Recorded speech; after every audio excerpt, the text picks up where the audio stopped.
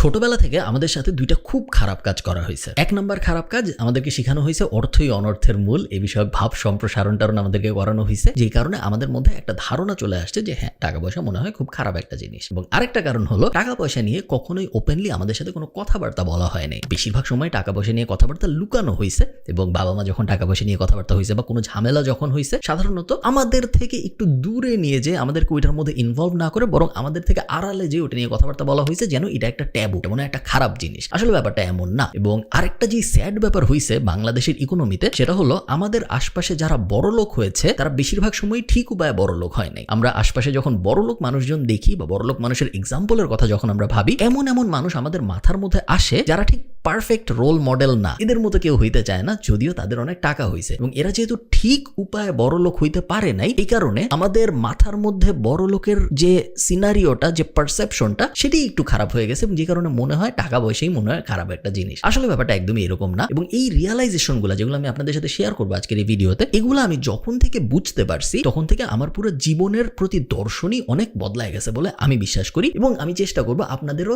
জীবনের প্রতি দর্শন যেন আমি একটু বদলাইতে পারি এই ভিডিওটার মাধ্যমে। এই ভিডিওটা স্পন্সর করেছে TapTapSend, যেটা হলো নন রেসিডেন্সিয়াল বাংলাদেশিদের দেশে টাকা পাঠানোর একটা অ্যাপ। ওদের ব্যাপারে একটু পরে বলতেছি, আগে টাকা পয়সার আলোচনাটা শেষ করি। প্রথম যেই ভয়ঙ্কর ব্যাপার আমাদের মাথার মধ্যে ঢুকানো হয়েছে সেটা হলো মানি এবং হ্যাপিনেসের বিষয়ে একটা ডিবেট। মানি কি হ্যাপিনেস? টাকা কি সুখ আনে? Is money happiness? Will money bring happiness? এই যে আলাপটা, এটা পুরোই একটা আজাইরা আলাপ। এই আলাপের কোনো মানে নাই। এই আলাপ সাধারণত দুই ধরনের মানুষজন করে। এক ধরনের মানুষজন যারা জীবনে ব্যর্থ, যারা জীবনে তেমন কিছু করতে পারেনি এবং তারা এই ব্যাপারটার মধ্যেই সুখ খোঁজার চেষ্টা করে, যে যেই ব্যাপারটা আমি অ্যাচিভ করতে পারি নাই ওই ব্যাপারটা মনে হয় অ্যাচিভ করার মতো ভালো কিছু না। কথা সত্য না? মানি এবং হ্যাপিনেসের বিষয়ে অনেক ধরনের ফিলোসফি আছে, খুব জনপ্রিয় একটা টপিক। বাট একদম বয়েল ডাউন করে যদি আপনি খুব সিম্পলি চিন্তা করেন, মানি আপনাকে হ্যাপিনেস দিবে বাট নট ডিরেক্টলি। মানি আপনাকে হ্যাপিনেস দিবে by allowing you to be able to do what you want to do. আমি এক্সপ্লেইন করি। মনে করেন আপনার হ্যাপিনেস আসে বাগান করায়। আপনি ছাদে বাগান করতে পারলে বা আপনি বারান্দায় বাগান করতে পারলে আপনার অনেক ভালো লাগে। আপনি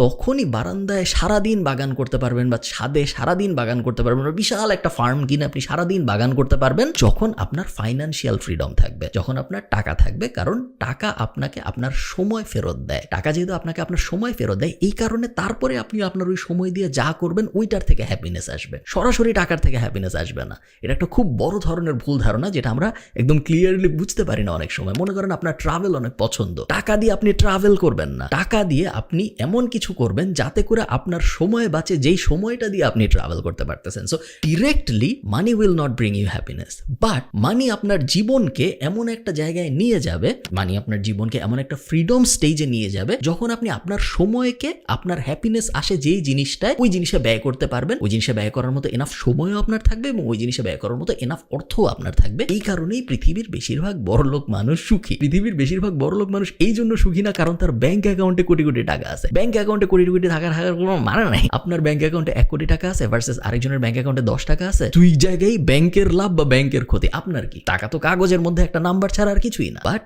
টাকার ভ্যালুটা তখনই হ্যাপিনেসে কনভার্ট হয় যখন আপনি ওই টাকাটার ভ্যালুটাকে ইউটিলাইজ করে হয় আপনার সময় ফেরত আনতেছেন, অথবা আপনার যেই কাজে হ্যাপিনেস আসে ওই কাজটা আপনি টাকা দিয়ে করতে পারতেছেন। So yes, long story short, money does bring happiness. আচ্ছা, TapTapSend হলো এক দেশ থেকে আরেক দেশ টাকা পাঠানোর একটা অ্যাপ, যেটার অ্যান্ড্রয়েড এবং iOS দুইটা ভার্সনই আছে। এই অ্যাপ ব্যবহার করার মেইন সুবিধা 5টা। 1 নম্বর সুবিধা, জিরো ফিজ অন ট্রান্সফার। টাকা পাঠাইতে বা টাকা রিসিভ করতে কোনো এক্সট্রা টাকা খরচ হয় না। Second benefit, good exchange rate. আপনারা স্ক্রিনে আজকের এক্সচেঞ্জ রেট দেখতে পাচ্ছেন এবং আপনারা দেখবেন বেশিরভাগ সময় TapTapSend এর এক্সচেঞ্জ রেটটা অন্যান্য যে কোনো জায়গার থেকে বেটার হয়। 3 নম্বর, ফ্লেক্সিবল পেমেন্ট মেথড। আপনি কারো বিকাশে, কারো নগদে, কারো ব্যাংক অ্যাকাউন্টে, সিক্রেট পিন ব্যবহার করে কারো ব্র্যাক ব্যাংকের অ্যাকাউন্টে সব জায়গায় টাকা পাঠিয়ে দিতে পারবেন। 4 নম্বর, খুব ইম্পর্টেন্ট, কুইক স্পিড। টাকা পাঠাইলে যিনি টাকা রিসিভ করবেন তিনি খুব তাড়াতাড়ি টাকাটা পেয়ে যায়। UK, USA, Canada, Europe, UAE, এই 5 জায়গায় এই মুহূর্তে TapTapSend অ্যাভেলেবল। আপনারা যদি KF কুপনটা ব্যবহার করেন তাহলে আপনি যাকে টাকা পাঠাবেন তিনি বেশিরভাগ সময় 10 ক্রেডিট এক্সট্রা পাবে। সো $100 পাঠাইলে $110 পাবে, বাট 100 দিরহাম পাঠাইলে কিন্তু 125 দিরহাম পাবে। সব বিস্তারিত আমি ফার্স্ট কমেন্টে অথবা ডেসক্রিপশনে দিয়ে দিব, আপনারা চেক আউট করে দেখবেন। এই ব্যাপারটা না খুব অবভিয়াস, বাট মানুষজন বেশিরভাগ সময় বুঝে না যে the value of money is in spending it. আপনার টাকার উদ্দেশ্যটা জীবনে বুঝতে পারাটা জরুরি। আপনার একটু আগে যে ব্যাপারটা বলতেছিলাম ওই ব্যাপারটা কিন্তু ভয়ঙ্কর ধরনের সত্য এবং এটা মানুষ বুঝে না। টাকা কিন্তু সঞ্চয় করার জিনিস না, টাকা বিনিময় করার জিনিস। হ্যাঁ, আপনি টাকা সঞ্চয় করবেন না এটা আমি বলতেছি না। হ্যাঁ, আপনি টাকা সেভ করবেন, আপনি টাকা ইনভেস্ট করবেন, সবই করবেন, বাট প্রাইমারিলি টাকার মূল কাজ হইল বিনিময় করা। টাকা আবিষ্কারই হয়েছে বিনিময় করার জন্য, যেন টাকার বদলে আপনি আপনার যা লাগবে সেটা নিতে পারেন। আপনি যদি এমন কেউ হন যে টাকা আয় করে জাস্ট টাকা জমানোর জন্য, তাহলে আপনি আপনার জীবন একদম পারফেক্টলি লিড করতেছেন না। আপনার জীবন এইভাবে লিড করার কথা না। আপনার জীবনে টাকার মূল ভূমিকা হওয়া উচিত এটাকে কনভার্ট করে হ্যাপিনেসে নিয়ে আসা। কারো কারোর জন্য এই হ্যাপিনেস আসে নতুন একটা মোবাইল থেকে, কারো কারোর জন্য এই হ্যাপিনেস আসবে নতুন একটা বইয়ের থেকে, কারো কারোর জন্য এই হ্যাপিনেস আসবে নতুন একটা ট্রাভেল প্ল্যান থেকে। বাট এই হ্যাপিনেস আনার সময় আপনার রিজনেবল হওয়াটাও অবশ্যই গুরুত্বপূর্ণ। আপনার ব্যাংকে আছে 10 টাকা, আপনি এখন প্ল্যান করে ফেললেন 200 টাকার, এরকম হইলে হবে না। বাট ওই 10 টাকার মধ্যে আপনার 5 টাকা বা 6 টাকার প্ল্যান করতে হবে। পুরো 10 টাকাই জমায় রাখা খুব একটা বুদ্ধিমানের কাজ না, কারণ জীবন খুব আনপ্রেডিক্টেবল। আপনি এমন একটা অবস্থায় যেতে চান না যখন আপনি হঠাৎ করে মরে গেলেন ব্যাংকে অনেক টাকা পয়সা রেখে।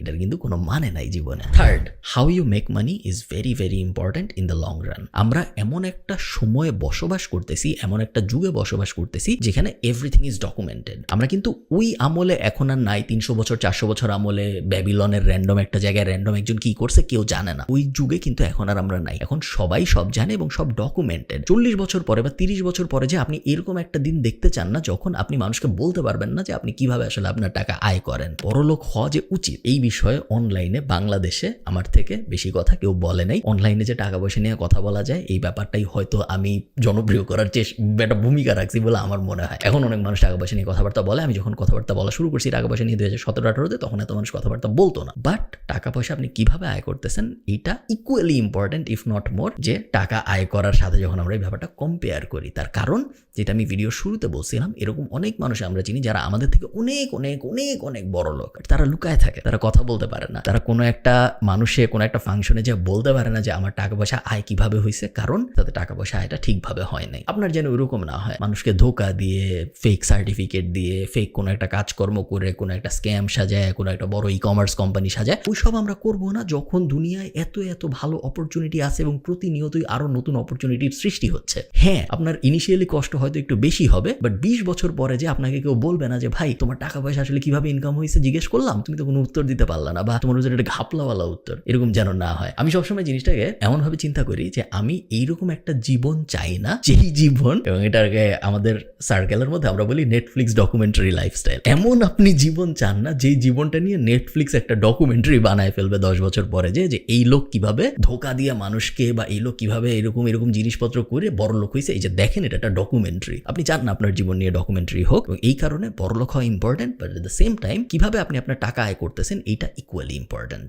4 নাম্বার, প্রবাবলি আমার জীবনের সবচেয়ে বড় রিয়েলাইজেশন, যেটা আমি আরো আগে বুঝতে পারলে আমি আরো অনেক দূর চলে যাইতে পারতাম। হায়ার সেলিং থাকাটা অনেক ইম্পর্টেন্ট। আমরা যেহেতু বাংলাদেশে বড় হয়েছি, আমাদের যেহেতু আপব্রিঙ্গিং বাংলাদেশে, আমাদের আশপাশে আমরা যেহেতু একটা ইনভিজিবল সিলিং দেখতে পারছি, সো আমাদের ছোটবেলায় মনে হয়েছে যে কেউ যদি মাসে 50,000 টাকা আয় করতে পারে খুব বড় ব্যাপার। তারপরে আরেকটু বড় যখন হয়েছি, যখন আমি ইউনিভার্সিটিতে পড়া শুরু করছি নর্থ সাউথে, তখন 1 লাখ টাকা কেউ আয় করতে পারলে বিশাল ব্যাপার। ওই সময় আমার মনে আছে সোলাইমান সুখন যখন বলতো আমি 6 ডিজিটে আয় করি, এটা একটা বিশাল ব্যাপার ছিল, কারণ 6 ডিজিট মানে 1 লাখ টাকার বেশি প্রত্যেক মাসে, বিশাল বিশাল অকল্পনীয় একটা ব্যাপার যে কেউ এত টাকা আয় করবে। তারপরে আস্তে আস্তে এই সিলিং বড় হওয়া শুরু করলো। এরপরে আমরা দেখলাম অনলাইনে মাসে আয় করুন 10 লাখ টাকা, মাসে আয় করুন 20 লাখ টাকা, এই টাইপ জিনিসপত্র ভাইরাল হওয়া শুরু করলো, এবং আস্তে আস্তে মানুষের মধ্যে একটা রিয়েলাইজেশন আসা শুরু হইলো যে 50,000 টাকা পার মান্থই মনে হয় এন্ড গোল না, 1 লাখ টাকা পার মান্থই মনে হয় এন্ড গোল না, 10 লাখ টাকা পার মান্থই মনে হয় এন্ড গোল না। সিলিংটা আস্তে আস্তে উঁচা হওয়া শুরু করলো, আকাশ আস্তে আস্তে উপরের দিকে যাওয়া শুরু হইলো। এই আকাশ উপরের দিকে যাইতে পারাটা, আকাশ উপরের দিকে নিতে পারাটা,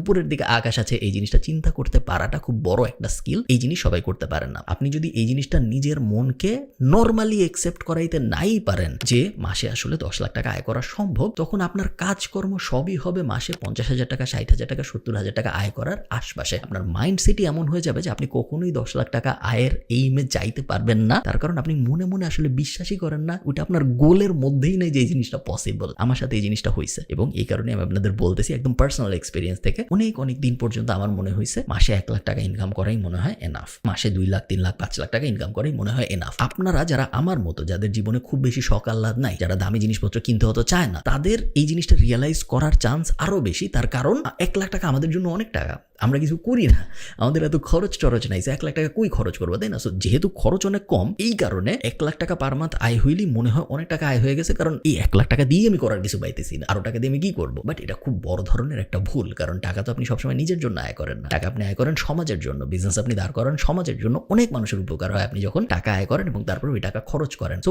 মাইন্ড শিফটটা পুরোপুরি বদলায় ফেলতে হবে, এবং একবার যখন আমি এই মাইন্ড শিফটটা বদলাইলাম যে না, আমার পক্ষে মনে হয় মাসে 1 কোটি আয় করা সম্ভব, আমার পক্ষে মনে হয় মাসে 2 কোটি আয় করা সম্ভব, তখন আমি বুঝলাম যে আমার পোটেনশিয়াল আসলে কত। এবং তারপরে আস্তে আস্তে এমন দিন কিন্তু আসছে যখন আমি মাসে 3 কোটি আয় করছি, 4 কোটি আয় করছি, এবং তখন আমি বুঝছি যে সিলিং আসলে কত উপরে নেওয়া সম্ভব, এবং যত আর্লি স্টেজে আপনি সিলিং উপরে নিতে পারবেন তত ভালো। যতক্ষণ পর্যন্ত আপনার বয়স 40 হয় নাই, সো 38, 39, 40 এই স্টেজ পর্যন্ত জিরোর থেকে নিজের উপর ইনভেস্ট করার থেকে বেটার রিটার্ন অন্য কোনো কিছু দেয় না, এবং এটা ম্যাথমেটিক্যালি প্রুভ করা সম্ভব। বাংলাদেশে সবচেয়ে ভালো রিটার্ন কারা দেয়? বাংলাদেশে সবচেয়ে ভালো রিটার্ন দেয় সঞ্চয়পত্র বা পেনশন প্ল্যান, এই ধরনের জিনিসপত্র। তারা কত ধরনের রিটার্ন দেয় আপনি বলেন? কত পার্সেন্ট? 10%, 11%, 12% ম্যাক্স। বেশিরভাগ জায়গায় আসলে 8-9% এরকম। তো আপনি যদি 1 লাখ টাকা রাখেন, তাহলে 1 বছর পরে আপনার ওই 1 লাখ টাকার 10% রিটার্ন আসবে, বেস্ট কেস সিনারিও। হাউএভার, আপনার বয়স যদি হয় 40-এর কম, আপনি যদি ওই 1 লাখ টাকা নিজের উপর ইনভেস্ট করেন, নিজের উপর ইনভেস্টের বেস্ট উপায় হইল বই, র্যান্ডম বই না।